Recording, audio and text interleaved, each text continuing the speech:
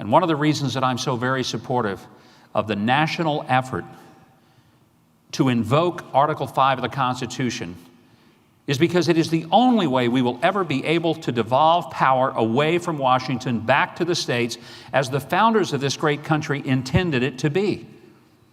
The genius of our Constitution, and it's nothing short of inspired, is that throughout the document there was such concern on the part of the founders that government might one day get too big, too powerful, too concentrated, too centralized, that they built in all kinds of checks and balances so that there'll always be a way to rein that power away from the few and redistribute it back to the many. And as one of the safeguards, Article 5, rarely understood, perhaps even acknowledged, are known about by people who teach political science and government in our major universities, especially those. The fact is, this was the founders' way of invoking that one fail-safe way to keep our government from spiraling out of control and out of touch with the rest of reality.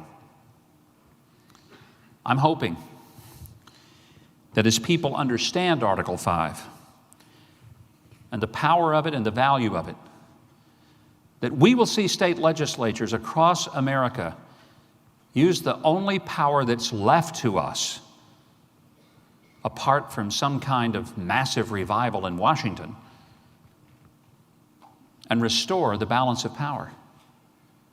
When you have a president who says, I have a pin on the phone, and who ignores the Constitution, and who gets away with it because Congress doesn't have the guts to stop him, when you have a Supreme Court which has become the extreme court, then it's not enough for us to wring our hands and say, well, it's the law of the land. There's nothing we can do. That ship has sailed. It is not the law of the land because 5 unelected lawyers in black robes said it. They don't have that power. And I want this country and our children and our grandchildren to prosper and be free. And that's why we need to get this country back in shape. You're the ones who will help do that. Let's get Article 5 passed, get the power out of Washington back to the local government where the founders intended it to be, and let's make sure that freedom rings. That freedom rings. God bless you. Thank you for letting me visit with you today.